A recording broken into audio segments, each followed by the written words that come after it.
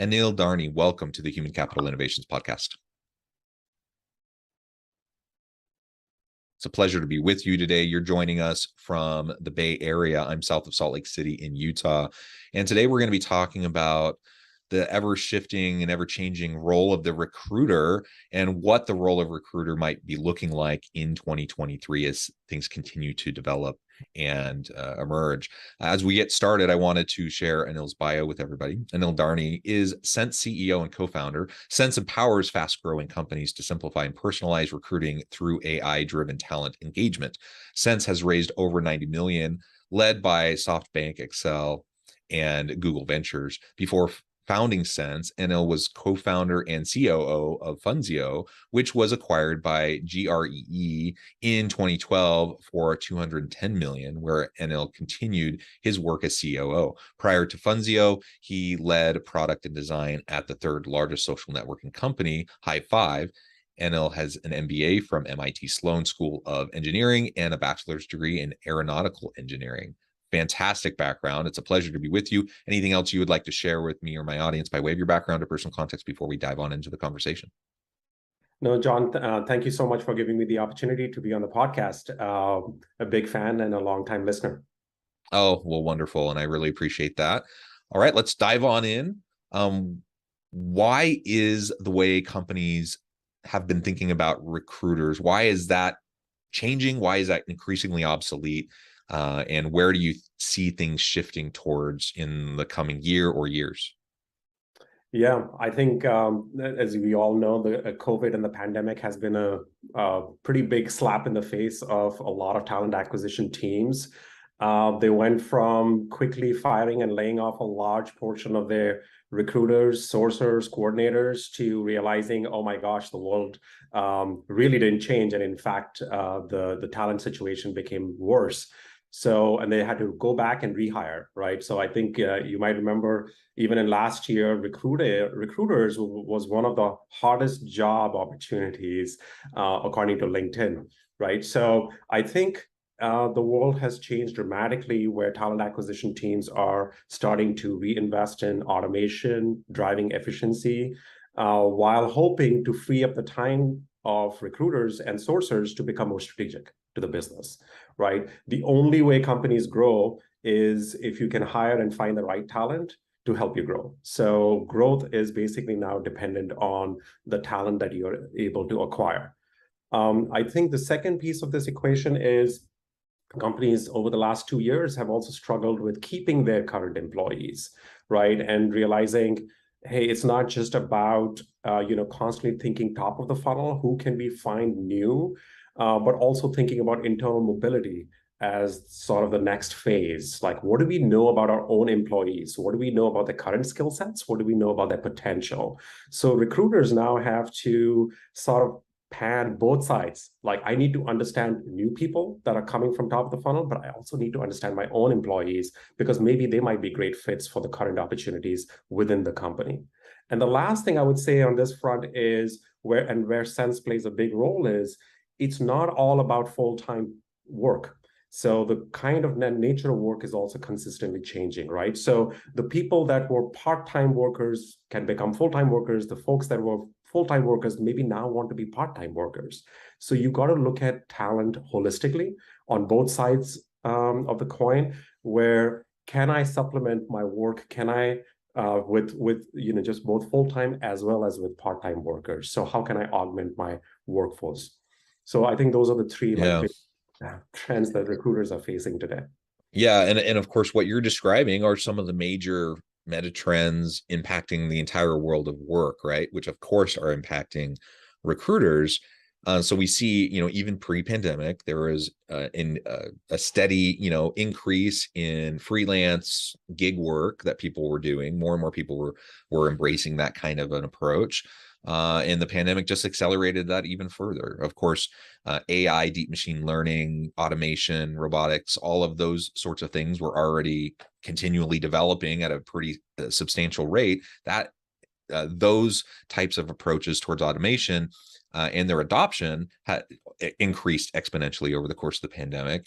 And so that has changed and shifted things even more, and so on and so forth, right? All these different things have reshaped what the world of work is, and what the modern workplace even looks like. So of course, that's going to impact what recruiters are doing and how they, hopefully are attracting great talent to apply in the first place. But also, to your point, like, are they actually engaging, are organizations engaging and retaining good people, and are they providing career pathways for people, not in the linear kind of upward climb the ladder kind of career pathways, but being a little bit more nuanced about it and understanding the skill sets, the competencies and capabilities of people within the organization that might be able to be developed and moved into new roles that previously they never considered, right? So all of this goes into that recruiting piece, and it kind of completely reshapes what recruiting even means, or what it even looks like, how it's built and modeled within organizations.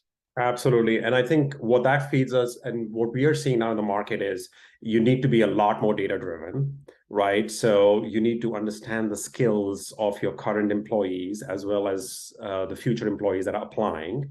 You need to be much more proactive versus reactive. So recruiters in the past have waited for, let the job order, job requisition come in, and then I will react. And now you just need to be proactive all the time. You have to constantly be building your talent pipelines. And again, the talent pipelines are not just external, they're also internal, right? And can you imagine like the kind of conversation a recruiter needs to have with somebody who's absolutely new to the organization, doesn't understand the brand, doesn't understand the culture, doesn't understand what happens internally, versus the conversation you need to have with a person who's actually your current employee, and then you're selling them on an opportunity within the organization, right? So recruiters are like, just have to have this amazing empathy, really understand where the company is going, what the growth trajectory is there, and to your point, the career pathing of the employees too. So it's always just juggling those roles.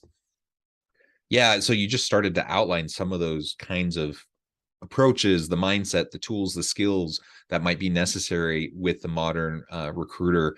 But I want to spend a little bit more time on that, and juxtaposition, the current state of affairs with how perhaps it used to be set up in organizations. So someone who may have been very successful as a recruiter in the past doesn't necessarily directly translate over to their ability to be successful today. So what do you see as some of those common traits previously that perhaps aren't translating over well? What are some of those new types of specific competencies that are going to be necessary moving into the future?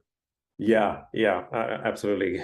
Great question. I'll start with a quick anecdote. Like, there are times when I've walked in the hallways of some of the largest staffing companies in the US, and you look at these recruiting teams and you walk the halls, and all you hear is just the buttons being pressed, the keyboards pressing. So recruiters have been spending a lot of time, instead of having conversations, entering data, right? Entering resumes, changing status updates, versus like actually having conversations and building relationships with candidates or even internal employees, right? So I think that's the big change that we are seeing. Recruiters are looking to adopting more, and talent acquisition teams adopting more and more technology that can serve to be the assistant that can work, that can do the repetitive tasks and the manual tasks that need to be done, and switch the roles to much more being around conversations, around understanding the candidate's preferences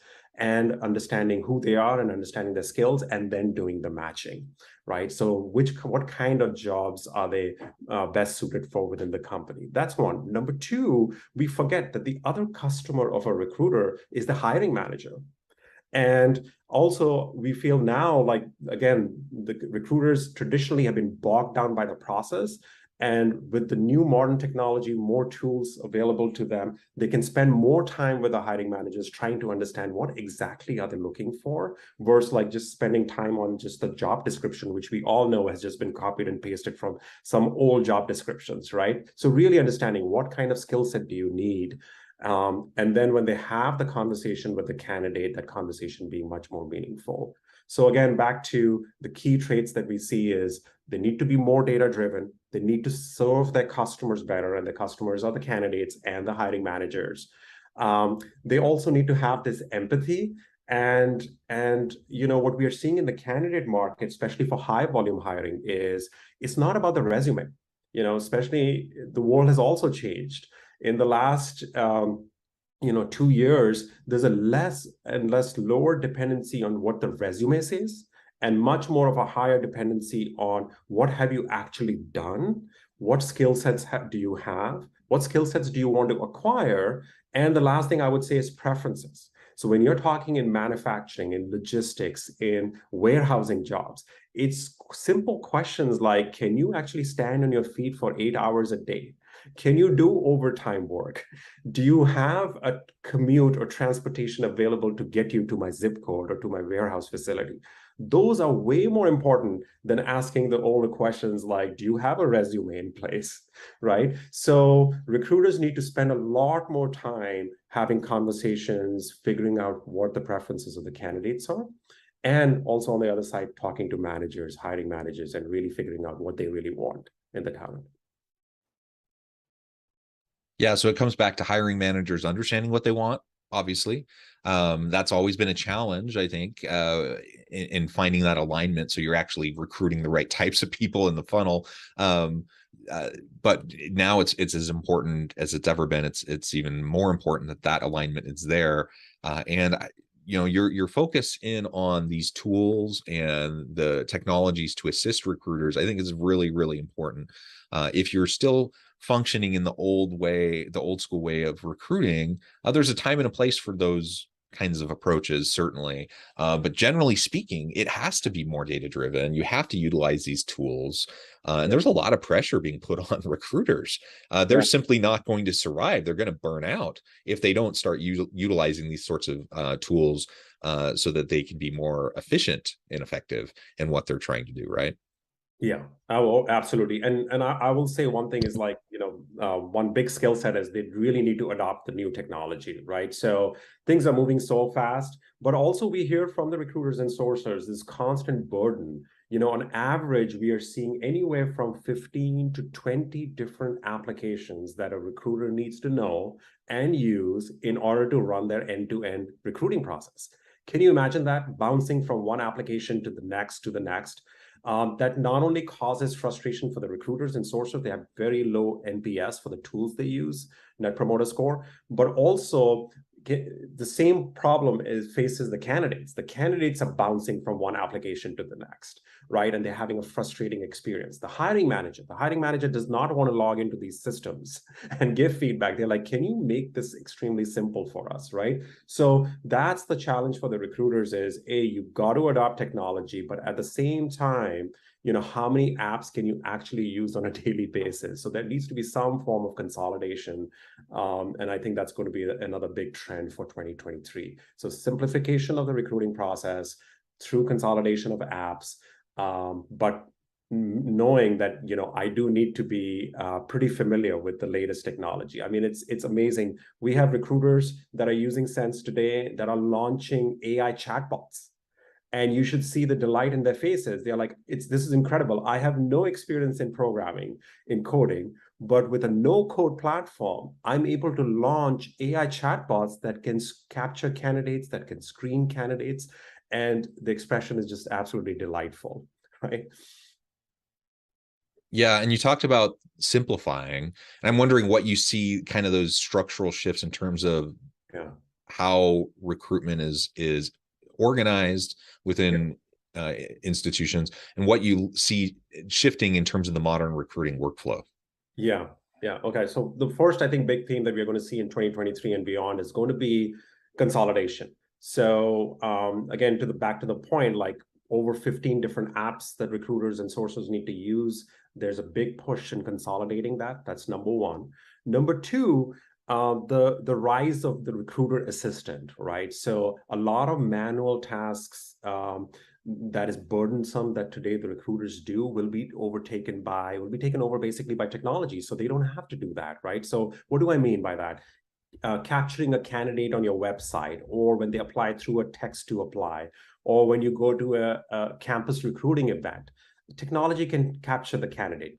technology can screen the candidates. So your recruiters are not having to screen hundreds and thousands of candidates and are only talking to the ones that are actually relevant for the job and for the role. Number two, interview scheduling. Can you imagine how much time talent acquisition teams spend today in trying to do phone screens, in trying to schedule interview panels, round one, round two, round three, whatever the case might be, depending on the organization. So let's take that burden out of them, right? So they're going to have to figure out, how do I work with my assistant? And this is the new age of an assistant, which is great. Number two, they also need to have a deeper understanding of candidate, not just from the skill perspective, but as I mentioned, from their preferences. So I'm not happy. What is it that the candidate wants? And not just like, what is it that the company wants, right? And then having do the matching based on that. Last time we are seeing, I think the stat is from Indeed, on average, candidates applying to at least 12 jobs at a time, right? So when you're making job application and easier, candidates are starting to apply to lots and lots of jobs. So who will a candidate work with is the one recruiter that is going to respond the fastest, right? So you got to work with over text. You got to work over WhatsApp. You got to work over TikTok, over Facebook Messenger versus the traditional channels that we all think is like email. So that's what's happening, and that's where we feel like the adoption of tools will take place. Yeah, and just to reiterate something that came up a little bit earlier in the conversation, but I think it applies here too, is with all those communication channels that we're adopting, to also recognize that we have different pools of people that we can tap into than perhaps we were even thinking about before. People internally to the organization through career pathways and pipelines, if we think creatively. But it's not necessarily about headhunting either. Like, it's not like we need to go pick someone off from another organization to come work for us. Are we thinking creatively about gig work, freelance work, contingent work, and having distributed teams where the geographical barriers to work have largely broken down? Can we be recruiting from all over the world almost, and people who may have their day job who want to do something as a side hustle? They want to do, they want to make a contribution in a new, unique way, maybe a creative way that they don't do in their normal job. There's so many opportunities if we can think a little bit more creatively about it, and then utilize and leverage the tools and the channels to be able to communicate effectively. What a great point, because I mean, the data is by 2027, 50% of the US workforce will be gig, right? In one way or the other, to your point, they'll be doing that. And by the way, this data is from Workday. I just attended the keynote, and they shared that because the way we all work is changing. Number two is what you're talking about, just the remote, and talent is everywhere, and access to talent. You can access talent in different parts of the world. But then again, can you imagine the challenge for the recruiter? How do I have this conversation? How do I know what is the cultural nuance when I'm talking to talent in Eastern Europe versus in India versus here in the US, right? And how do I pitch the job, the opportunity to somebody who maybe wants a full-time role versus somebody maybe who wants it as a gig, or maybe who wants it as temporary work for the next 6 months? Right? So can you imagine what challenges the recruiters are going to face in the future? And they got to adapt, and they can't do busy work. So they got to get and adopt technology and lead this digital transformation that actually many of the talent acquisition teams, they now know this is the way it's going to be. But that adoption and that digital transformation can't happen soon enough. So recruiters can start switching to this mode where they are now figuring out, okay, how do I hire somebody remotely? How do I hire a gig worker? But that's what is fun. And that's why this job is one of the hottest jobs in the market right now. The level of complexity here has just ramped up so quickly. And that brings in all these different traits and skills that you've been describing, the ability to just be very quick and agile and adapting to the new technologies and embracing them, all of that. And just the complexity, as you were just describing, around a dispersed kind of global labor market that you can tap into, and all these different types of workers with different varying types of motivations and willingness and availability and such. All of this is just changed very rapidly. It will continue to change. It just adds to the complexity. We need more people ready and willing to lean into that complexity if they're going to be successful in these types of roles. So it's super challenging, as you said. It's not for the faint of heart. And I hats off to really great recruiters that are out there. It's still a great career path. It's a great opportunity for people, but it's hard, and you're going to have to be adaptive if you're going to be successful. Absolutely. Yeah, Anil, this has just been a great conversation. I really appreciate all of the insights that you've provided me and my audience today. Before we wrap things up in the last few minutes, I just wanted to give you a chance to share with the audience how they can connect with you, find out more about your work, your team, where they can find out more about Sense, and then give us a final word on the topic for today. Yeah, so thank you again for having me. So I'm just Anil Dharni. You can find me on LinkedIn, or it's anil@sensehq.com. So, and our website is www.sensehq.com. Again, as John introduced us, we help companies that are growing to simplify their recruiting process and also to personalize their recruiting process. So, as we've discussed here, it's a really complex world, and it's only getting more and more complex. And we really help recruiters and talent acquisition teams free up their time. So our software is really built for that. We go really deep and try and understand your recruiting process so you can have the conversations and you can have the strategic impact that you need to have. So you're serving both the candidate and the hiring manager the best way you can. So thank you so much for your time and having me. Thank you so much, Anil. It's been a real pleasure. I encourage my audience to reach out, get connected, find out more about what Anil and his team at Sense can do for you. And as always, I hope everyone can stay healthy and safe, that you can find meaning and purpose at work each and every day. And I hope you all have a